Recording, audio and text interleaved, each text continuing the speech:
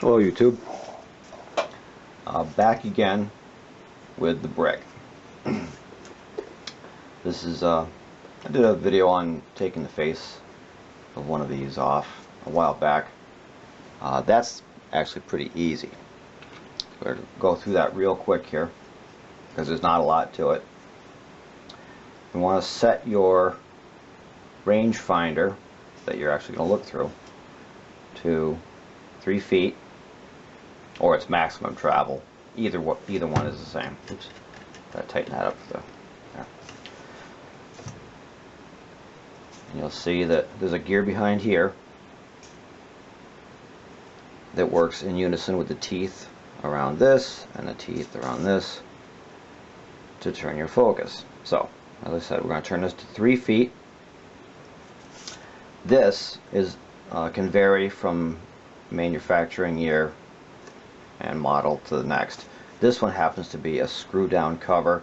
I've got a couple that have screws through the cap, and at least one where the cap is separate from the screw. In this case, it happens to be you unscrew this and the gear comes off with it. Not all are like this, and not all of them come apart especially easily.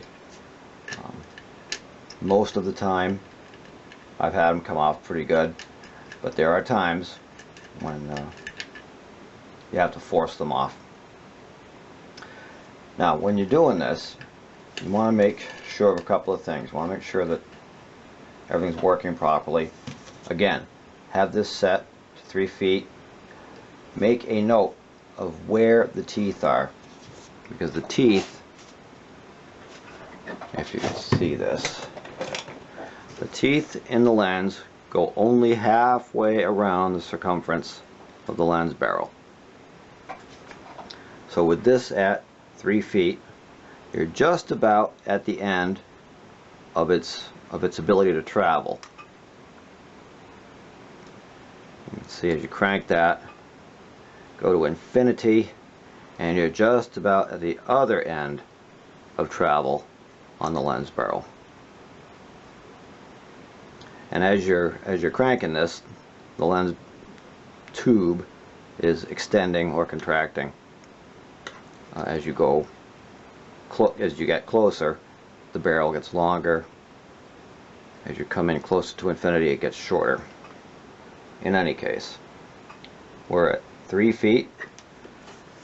We're going to pretend that this one came apart with no trouble. It just unscrews like this. We are making a mental note or taking a picture of how this was oriented. A tooth or two off probably won't make any real difference, but if you're particular about it, I would even suggest maybe a high resolution picture of just that area, so you can see, perhaps make a mark or note something about the leatherette where you can say this very first groove is at that point, so that when you put this thing back together, because it'll free turn now, but it will only go a little bit past where it was before. So if I turn it back up, if I know exactly what point a given tooth was, I can set it right back there. It'll go back together. So we've done that. In this case, because I've done this 100 times with this busted camera, I've taken it from its 3 foot point. I'm going to outscrew the lens to its maximum, which is just a little bit further, and I'm going to crank that lens off like that, and it'll screw back together again. Little twist, and then you can turn it back to where it was. Now it's a little bit of a mystery to me how it is, because these things turn independent of each other. This thing doesn't want to turn when it's apart from the camera. At least unless I'm just understanding something wrong here. I can't make these two rings turn against each other.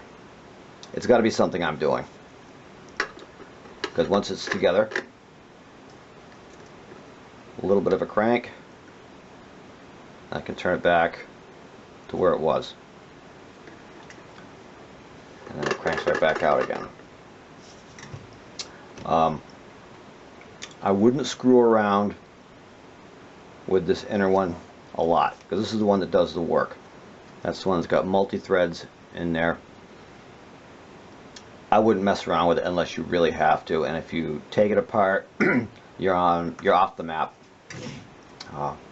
Take a lot of pictures and make marks, because I purposely have not taken one of these apart. I don't like to take lens barrels apart anyhow, because they're not single threads inside there. This is 4 or 5 individual threads. So if you do unscrew it, it comes apart, you've got to put it back together in exactly the same position to get it to thread in exactly the same way, or it's going to be off. So anyhow, having said all that,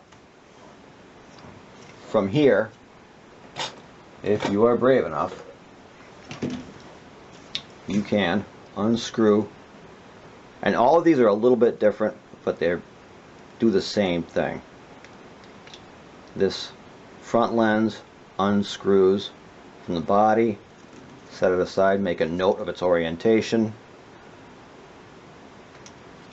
There's another, and I don't know which lens this is. The trim ring got broken and lost a long time ago, so I can't tell you that it's this point something lens or that point something lens. I just don't know. And you can reach in there, and if you're lucky, the inner lens ring will come apart. I know my hand's in the way, but if you've done one of these, you've done them all. The trick is to get these rings to come apart. So there you have that, and that takes you right to the iris.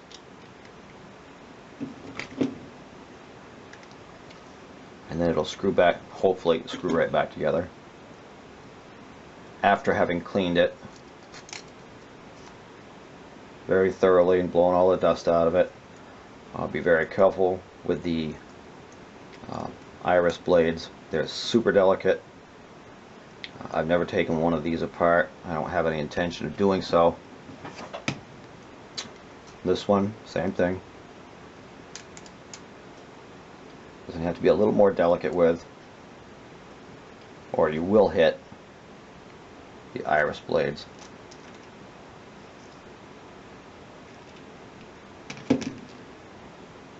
Because if you can see that, these holes go right through. And there's the iris right there. This iris is a little beat up looking. So then you get in there, you do what you're going to do.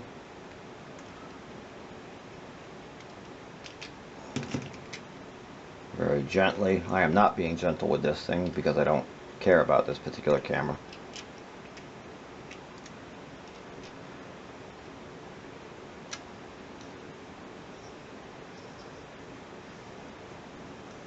There.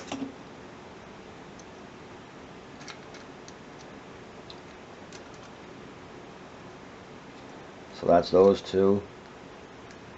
This one on the front. We'll go back in like that, and if this lens were complete, your iris would be adjusted by the ring that isn't here right now. These are okay, so I got cut off again. Anyhow, all I was telling you, excuse me, was that right here there should be a ring that allows you to adjust the iris of the aperture, and it's not here on this one, and you can't really see it, but the divots are right here, and you turn that, and that adjusts your aperture. And I used one of these a couple of times and they work pretty well. If you find one with a good lens, the lens is respectable. Some fairly, well, the only guy that I know that has used one of these.